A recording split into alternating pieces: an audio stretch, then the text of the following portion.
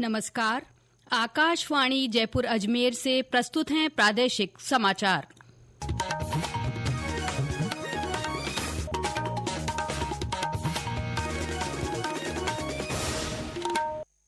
समाचारों के साथ मैं अल्पना राठौड़।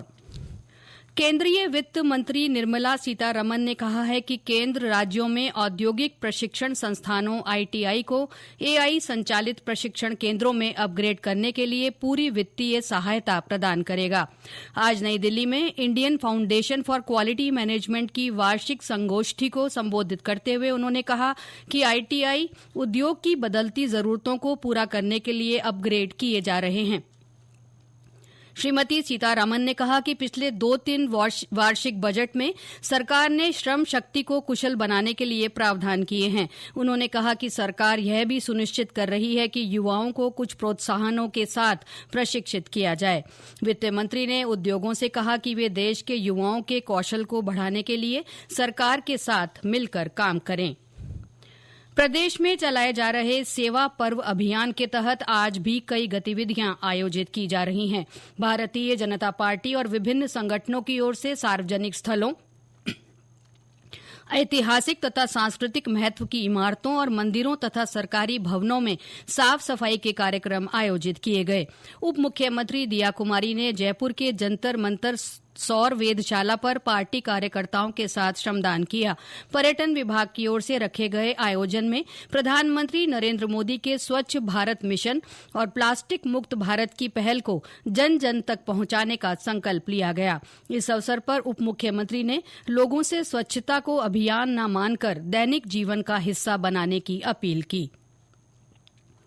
राज्य भर में कल से शुरू हुए शहरी और ग्रामीण सेवा शिविरों के दूसरे दिन भी आज लोगों में खासा उत्साह बना हुआ है। सुविधाओं और सेवाओं का लाभ लेने के लिए बड़ी संख्या में लोग शिविर स्थल पहुंच रहे हैं।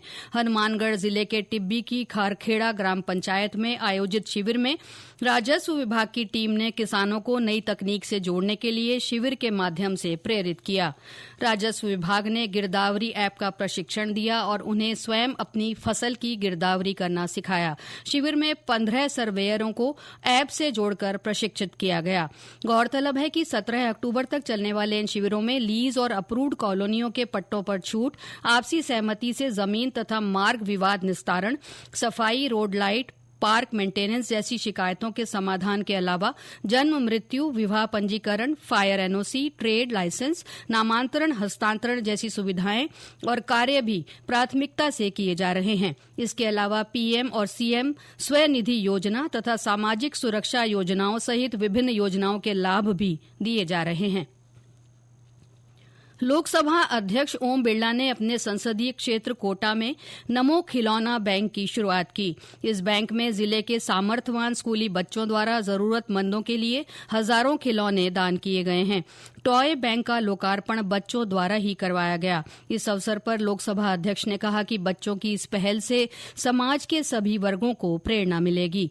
उन्होंने कहा कि प्रधानमंत्री नरेंद्र मोदी की सोच को साकार रूप देते हुए इस खिलौना बैंक के जरिए हर जरूरतमंद बच्चे के चेहरे पर मुस्कान साझा हो सकेगी। राज्यपाल हरिभाऊ बागड़े ने उदयपुर के मोहनलाल सुखाड़िया विश्वविद्यालय के कुलगुरू के खिलाफ मिली शिकायतों की जांच के लिए संभागीय आयुक्त की अध्यक्षता में समिति गठित की है। 5 सदस्यीय समिति में उदयपुर के जिला कलेक्टर और मेडिकल कॉलेज प्राचार्य को भी शामिल किया गया है। समिति तय समय पर दस्तावेजों की जांच कर राज्यपाल को रिपोर्ट प्रस्तुत करेगी। प्रदेश में त्योहारों पर लोगों को शुद्ध मिठाइयां और खाद्य सामग्री मुहैया कराने को लेकर खाद्य विभाग की मुहिम तेज हो गई है। विभाग द्वारा चलाए जा रहे शुद्ध आहार मिलावट पर वार अभियान में कल भी कई स्थानों पर कार्रवाई की गई। इस दौरान कोटपुतली बहरोड जिले में विभाग की टीम ने 250 लीटर मिलावटी दूध नष्ट कर प्रकरण दर्ज किया। जिले के मुख्य चिकित्सा अधिकारी ने बताया कि खाद्य पदार्थ सामग्री सीज कर नमूने जयपुर प्रयोगशाला भिजवाए गए हैं। प्रदेश में मानसून की बारिश का दौर थमने के बाद तापमान में बढ़ोतरी से मौसमी बीमारियों का प्रकोप बढ़ने लगा है। वायरल खांसी जुकाम के साथ मच्छर जनित रोगों के पीड़ित भी अस्पताल पहुंच रहे हैं। अलवर जिला अस्पताल की ओपीडी में इन दिनों स्क्रब टाइफस और डेंगू के मरीजों की संख्या में भी इजाफा देखा गया। चिकित्सकों के अनुसार बुखार और जुकाम खांसी से पीड़ित गंभीर मरीजों में स्क्रब टाइफस जैसे लक्षण सामने आ रहे हैं। ऐसे में वहां रोजाना करीब 70 से 80 मरीजों को भर्ती किया जा रहा है। इसके साथ ही प्रादेशिक समाचार बुलेटिन समाप्त हुआ। हमारा अगला बुलेटिन शाम 6:30 बजे प्रसारित होगा। नमस्कार।